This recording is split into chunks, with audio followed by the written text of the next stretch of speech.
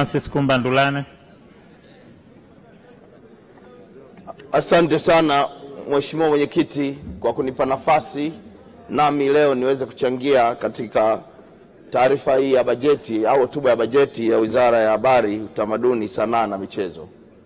Awali ya yote napenda nimpongeze Mheshimiwa na kumshukuru Mheshimiwa Rais wetu kwa jitihada kubwa anazofanya na uwekezaji mkubwa anaofanya katika sekta ya michezo, utamaduni na sanaa.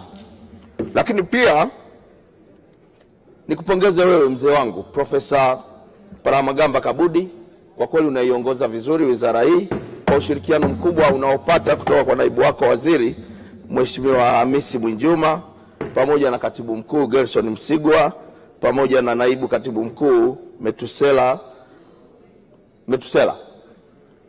Pia nizipongeze taasisi zote ambazo zinasimamia michezo yetu na sanaa na utamaduni pamoja na habari kwa kazi kubwa inayofanya katika kuboresha tasnia zote ambazo ziko chini ya wizara yako Mheshimiwa Waziri. Mheshimiwa Mwenyekiti, mimi leo ningependa nichangie upande wa michezo.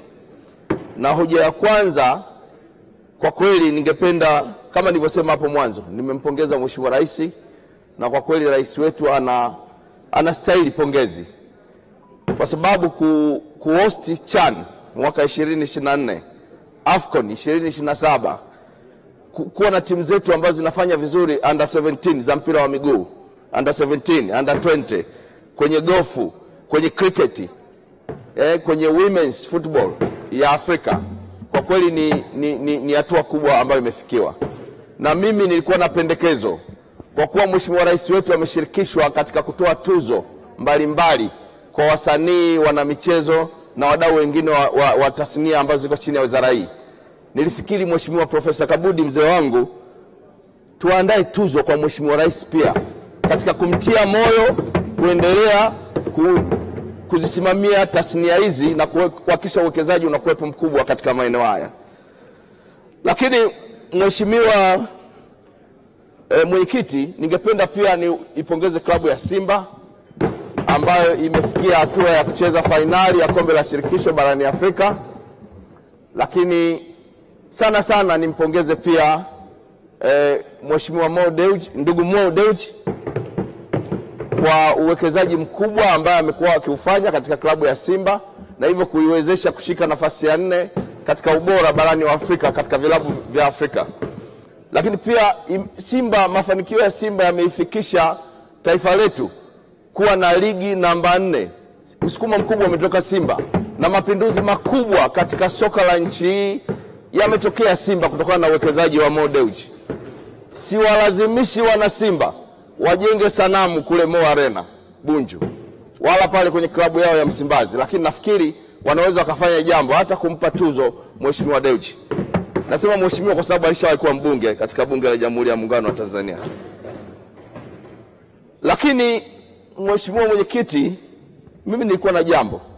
Siku ya tarehe 8 mwezi Machi tulitarajia kwamba kungekuwa na mechi ya ligi kuu, mechi namba 184. Mechi hii ilifutwa, lakini baada ya kufutwa jana tumepata taarifa kwamba imepangiwa kuchezwa tarehe 15 mwezi Juni. Lakini nisikitike kusema mamlaka zetu za mchezo wa mpira wa miguu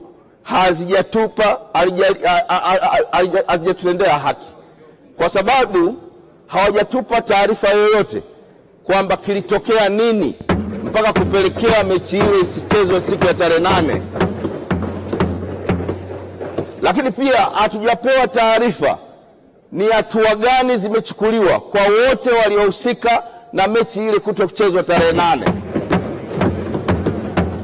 Kwa hiyo nilikuwa nafikiri pamoja na kutangaza tarehe 15 mechi itachezwa mwezi Juni, tunatakiwa tufahamu nini kilitokea na hatua gani zimechukuliwa. Lakini pia hii itapelekea kuhakikisha kwamba matukio yasiyokuwa na afya katika mchezo wa mpira wa miguu hayatokei tena siku zijazo. Na nataka nikwambie Mheshimiwa Mwenyekiti, timu zetu za Simba na Yanga ni timu maarufu sana Afrika Mashariki na Kati. Kuna wakati fulani nilisafiri kwenda Bujumbura nikafika mtaa mmoja unaitwa Buyenzi. Siku hiyo mechi ya Simba na Yanga ilikuwa inachezwa. Timu moja ikafunga goli. Mtaa wote ulishangilia, utafikiri uko Kariakoo jijini Dar es Salaam. Kwa ni timu zenye hadhi kubwa na mambo yetu yanatakiwa yaende kikubwa kikubwa. La mwisho ambalo ninapenda kulizungumza ni kuhusu taasisi simamizi ya viwanja. Niombe wizara yetu ya Sanaa, Utamaduni, Habari na Michezo iteue watu makini kwenye hii taasisi ili hivi viwanja vyetu viweze kusimamiwa vizuri. Serikali imetenga fedha nyingi na inakarabati kwa kutumia fedha nyingi na kujenga viwanja. Ukienda pale Benjamin Mkapa ukarabati unaendelea, lakini ukienda kule Zanzibar Kizimkazi matengenezo ya uwanja yanaendelea, na viwanja vingine ambavyo vitatumika kwa ajili ya mashindano mbalimbali ikiwemo mashindano ya AFCON mwaka 2027.